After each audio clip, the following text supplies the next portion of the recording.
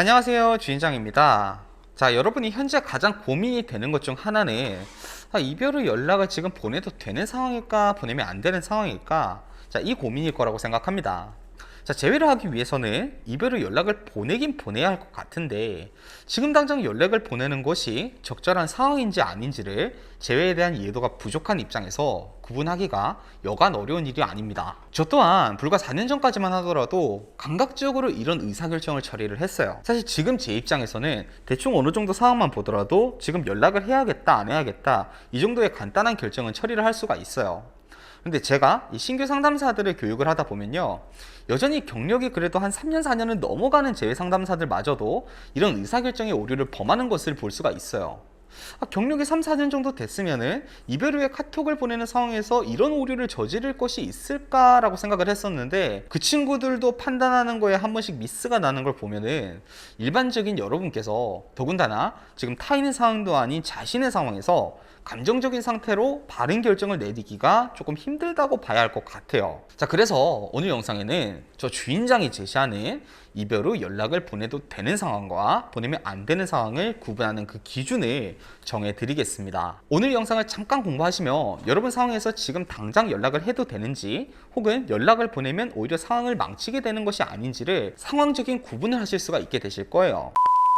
자, 저는 가장 먼저 여러분에게 이 연락이라는 개념에 대해서 먼저 정의부터 내리려고 합니다. 자, 인간의 뇌는 분류를 통해서 인지를 하기에 여러분이 연락이라는 행동을 어떻게 머릿속에서 정의를 분류하는지에 따라서 여러분이 연락이라는 도구를 활용하는 방향성이 달라집니다.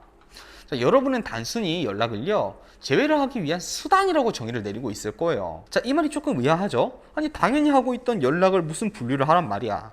자, 여러분은 지금 연락을요, 재회를 하기 위한 수단이라고 정의를 내리고 있는 거예요.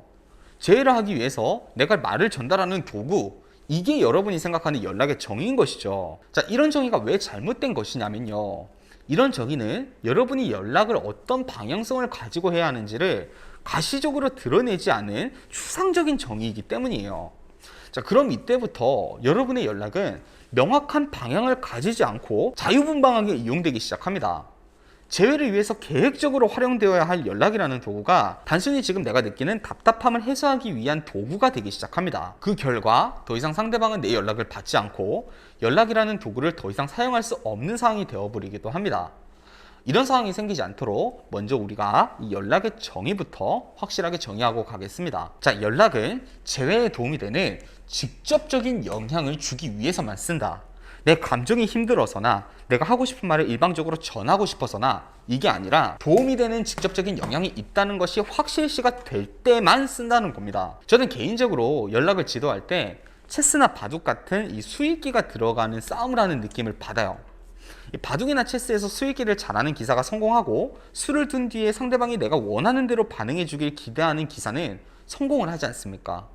마찬가지로 연락에서도 내가 기대하는 상황만을 상상한 뒤에 감정적으로 연락을 보낸 후에 상대가 내 마음을 알아주고 내가 원하는 반응을 기대하는 것은 절대 기피해야 합니다. 자, 본격적으로 이별 후에 연락을 해도 되는 케이스들에 대해서 구분해 보겠습니다. 저는 이별 후 연락을 해도 되는 케이스를요, 총 5가지로 구분하고 있습니다. 첫 번째로 이별 귀책 사유가 나한테 있고 이성적인 해명이 필요한 경우, 두 번째로 상대방의 성향이 타인의 공감을 얻어서 자신의 감정을 해소하는 성향인 경우, 세 번째로는 상대방이 최소한 이성적 대화가 가능한 경우, 네 번째로는 감정적 호소에 감정적 반응이 함께 돌아오는 경우, 다섯 번째로 상대방 또한 현재 상황에 대한 감정적 괴로움을 느끼고 고통 회피 욕구가 있는 경우. 자, 각각 설명해 드리겠습니다. 자, 첫 번째, 이별 귀책 사유가 나한테 있고 이성적인 해명이 필요한 경우. 자, 이별에 대한 잘못이 우리한테 있고, 즉 귀책 사유가 우리한테 있고, 여기에 대해서 상대방이 가지고 있는 감정 응어리를 먼저 풀어주어야 하는 경우에는 우리는 연락을 오히려 먼저 취해야만 합니다. 만약 이 상황에서 연락을 하지 않는다면 상대방은 시간이 지날수록 우리에 대한 부정적 감정이 피해의식이나 고정관념으로 자리를 잡게 돼서 추후 감정을 정리해버린 뒤에는 아예 우리 연락에 반응을 하지 않게 됩니다. 대표적으로 제 영상을 꾸준히 봐오신 분들은 지금 우리의 재회 개념에서 후처치가 필요한 경우가 바로 이 경우라는 걸 아실 수 있을 거예요. 자, 두 번째로 상대방이 타인의 공감을 얻어서 자신의 감정을, 우울함 등 이런 부정적인 감정을 해소하는 성향인 경우. 자, 많은 내담자분들이 착각하는 것이 상대방의 성향에 따라 연락을 구분하지 않는다는 거예요. 단지 상대방의 반응이 화를 내지 않고 긍정적이면 연락을 취해도 괜찮다고 생각하고, 상대방이 분노하고 날카롭게 반응하면 연락을 하면 안 된다고 단편적으로 생각을 합니다. 그러나 그렇지가 않아요. 어떤 성향은 자신이 화를 풀 대상이 지금 필요한데 내가 오히려 상대방에게 연락을 하지 않으면 감정적으로 정이 떨어져 버리는 성향도 존재합니다. 이 사람들은 자존심상 먼저 연락을 하지는 않지만 내가 연락이 오면 나한테 감정 응어리를 풀어낼 기회만 노리고 있는 셈이죠. 세 번째, 상대방이 최소한 이성적 대화가 가능한 경우. 자, 우리 인간에게는 이성적 사고와 합리적 사고가 가능한 숙고 체계와 동물적 반응을 처리하는 반사 체계가 있습니다. 흔히 우리가 어떤 일을 골똘히 생각해서 어떤 행동이 우리에게 도움이 될지를 판단하는 것은요, 이 숙고 체계가 하는 일이고요. 우리가 생존하기 위해서 동물적 반사를 이용해서 처리하는 행동은 반사 체계가 하는 일입니다. 자, 이성적 대화란 대체로 숙고 체계가 담당하는 일이긴 하지만 문제는 스트레스를 받는 경우 이 숙고 체계가 마비가 되어 버린다는 거예요. 이 경우에 상대방은 이성적으로 판단하지 못하는 상황이므로 우리가 아무리 좋은 제안을 하더라도 상대방은 단지 자신이 감정이 상했다는 이유로 내 말을 받아들이지 않게 됩니다. 네 번째, 감정적 호소에 감정적 반응이 돌아오는 경우. 자, 이건 감정에 관련된 사항이에요. 내가 감정적인 호소를 했을 때 상대방 또한 감정적인 반응이 돌아오는 시기까지는 우리는 필요에 따라 연락을 할 수 있습니다. 하지만 내가 감정적인 호소를 했을 때 상대방은 전혀 감정적인 반응이 돌아오지 않고 냉정하고 이성적인 반응을 돌려준다면 그 타이밍부터는 연락을 절제하는 편이 맞습니다. 자, 다섯 번째, 상대방 또한 현재 상황에 대해서 감정적으로 괴로움을 느끼고 있고 이런 괴로움으로부터 벗어나고 싶은 마음이 있는 경우. 마찬가지로 감정에 관련된 사항이에요. 상대방이 어떤 형태로든 감정적인 괴로움을 느끼고 있다는 것을 우리가 알고 있는 상황이라면 당장 연락을 멈출 필요는 없습니다. 상대방이 나에게 증오, 원망 이런 것까지 드러내는 상황이더라도 그런 행동의 원인이 지금 자신이 현재 느끼고 있는 괴로움을 회피하고 싶은 마음이라면 그 즉시 마음의 응어리를 풀어내고 제외할 가능성이 있는 상황이라고 볼 수 있어요. 연락을 끊을 상황은 아니라는 거죠. 자, 그러면 이번에는 연락을 하면 안 되는 경우 알아보도록 하겠습니다. 마찬가지로 하나씩 각각 알아보도록 할게요. 자, 첫 번째, 상대방이 내 가치를 절하한 경우. 자, 상대방이 내 가치를 절하하고 전혀 가치 인지를 못하는 경우 추후의 연락은 대부분 매달림으로 비춰질 가능성이 높습니다. 내가 매달리지 않는 공적인 연락을 했음에도 이미 내 가치를 낮게 평가한 상대방에게 연락이 왔다는 그 자체로 내 가치를 더욱 낮게 인지하는 결과가 나타나게 됩니다. 두 번째, 상대방이 스트레스를 임계치 이상 받은 경우. 자, 앞서 말씀드린 것처럼 사람은 스트레스를 받으면 이성적이고 합리적으로 사고하는 이 숙고 체계가 마비가 되고 감정적이고 본능적으로 움직이는 반사 체계가 행동을 결정하게 됩니다.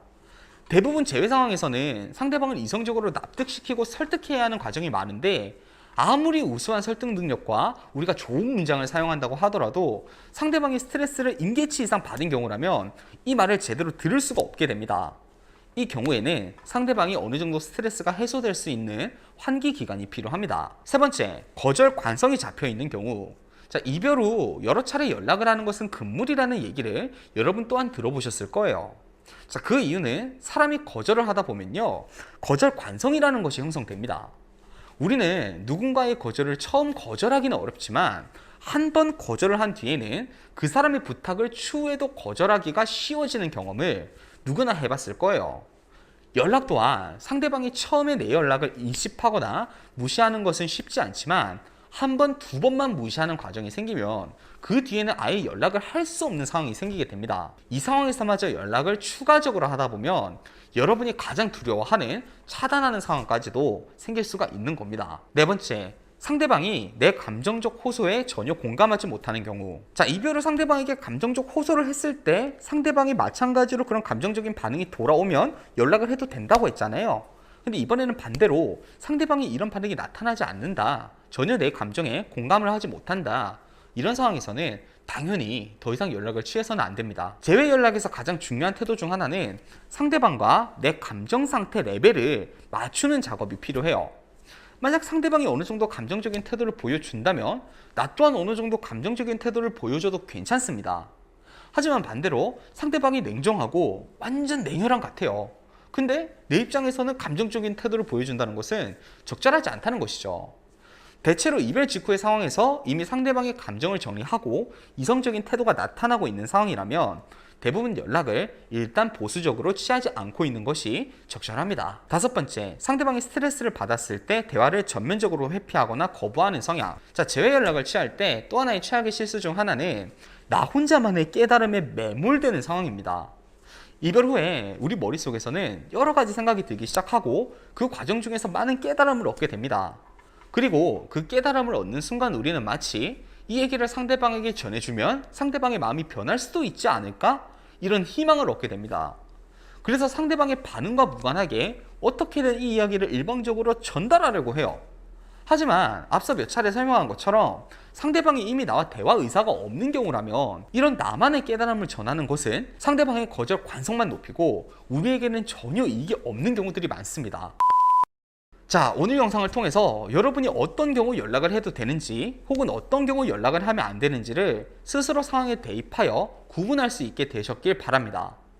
연락은 결코 여러분의 감정 해소의 수단이나 자기중심적으로 이루어져서는 안 됩니다. 결국 연락을 하는 목적은 상대방에게 재회를 하는 것에 도움이 되는 영향을 가하기 위해서 사용되는 것이며, 그러기 위해선 어떤 말을 해야 하는지도 중요하지만 현재 상황, 상대방의 성향 등 여러 가지를 고려해야 한다는 사실을 잊지 말아야 합니다.